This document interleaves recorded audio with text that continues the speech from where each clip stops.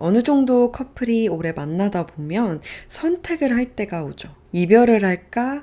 결혼을 할까? 이제 각자 뇌 회로가 아주 빨리 돌아갑니다. 이 연인의 여러 가지 자질, 조건들을 생각하면서 이 사람이 과연 나와 잘 맞는 사람인가? 나의 최선의 선택인가? 우리가 오래 행복할 수 있을까?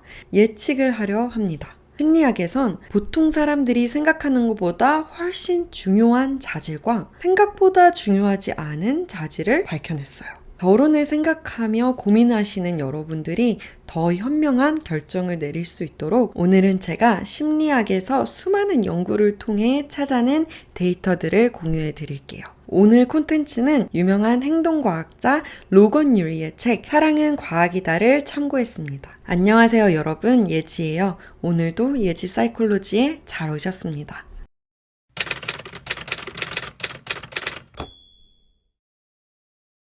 여러 커플들을 장기간으로 놓고 비교해봤더니 오래오래 사이가 좋고 행복한 커플들은 이 특징을 갖고 있다고 합니다. 바로 안정된 정서와 친절함이에요. 사회과학자 타이타시로는 안정된 정서를 이렇게 정의했어요. 스스로를 제어할 줄 알아서 분노나 충동에 무너지지 않는 힘. 정서적으로 안정된 사람들은 충동적으로 반응하지 않고 사력 있게 대응합니다. 그래서 무슨 일이 터졌을 때 화를 내거나 누구를 탓하기보다는 문제 해결에 포커스해서 함께 문제를 해결해 나가죠. 그리고 상대를 공감해주고 인정해주고 배려해주는 특징을 보입니다. We're all quite similar in the end. We all get old and tell the same tales too many times. But try and marry someone kind.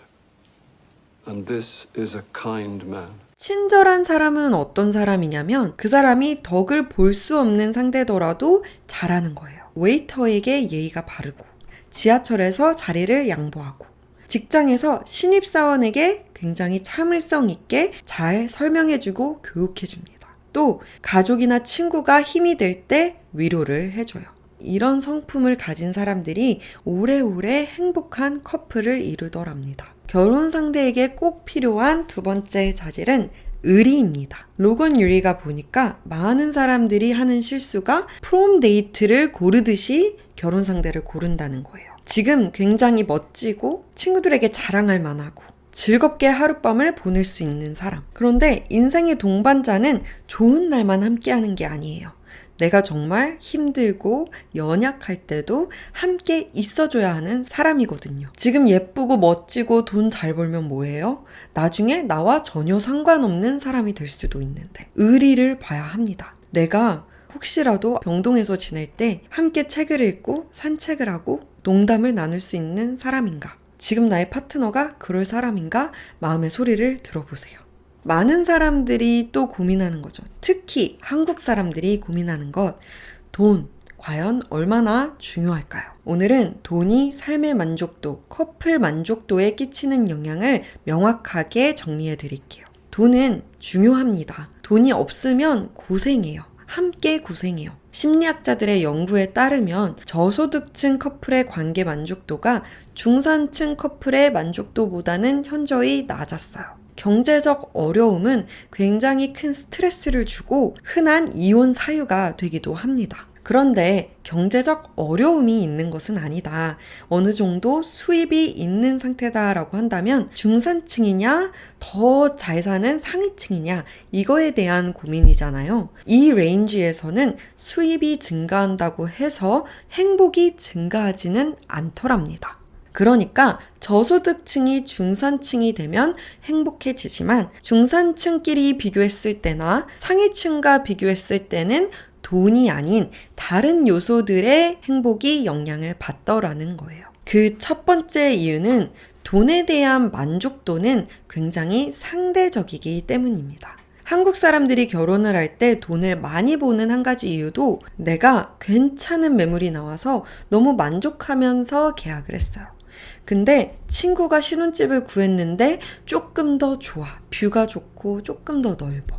그러면 갑자기 내 집이 부족하게 느껴집니다. 그런데 중요한 것은 내가 돈 많은 사람과 어떻게 만나서 결혼을 했다고 해서 친구들 사이에서 내가 꽤 잘 산다고 해서 만족이 되느냐?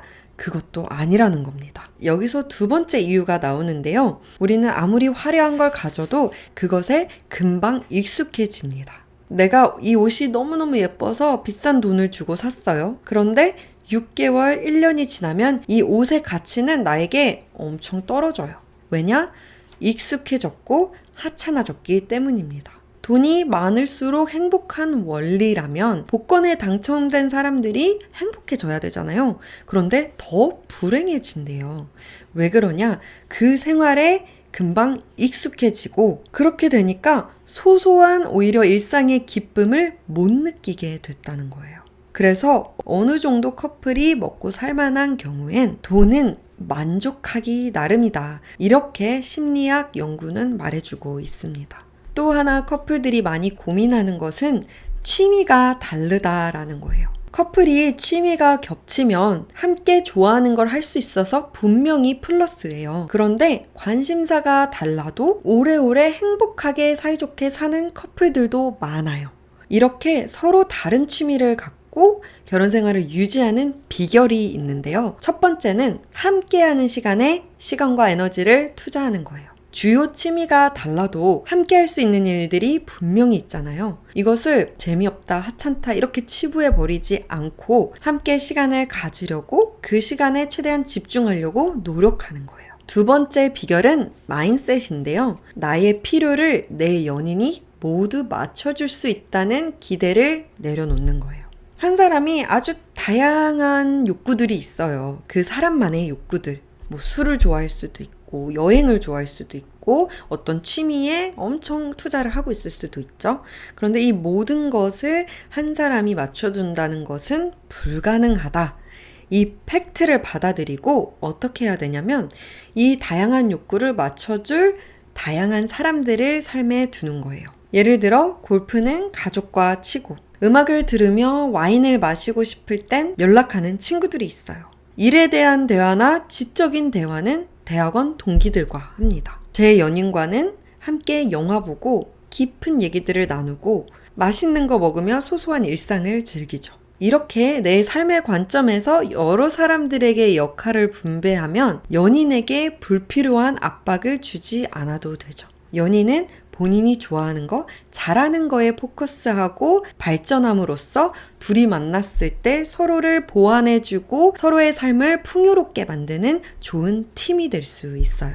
In summary, 로건 유리는 결혼 상대에겐 이것이 꼭 필요하다 해서 정서적 안정감, 친절함, 그리고 의리 이렇게 얘기해봤고요. 사람들이 생각하는 것만큼 중요하지 않더라 하는 조건, 돈과 공동 취미 이렇게 얘기해봤어요. 이렇게 들으셨을 때 어떤 생각이 드시나요? 느낀 점과 궁금한 점은 댓글로 알려주세요. 연애에 대해 고민 상담하고 싶어요 하시는 분들은 DM이나 이메일로 연락 주시면 안내해 드리겠습니다. 그럼 전 다음 영상에서 뵐게요. 안녕!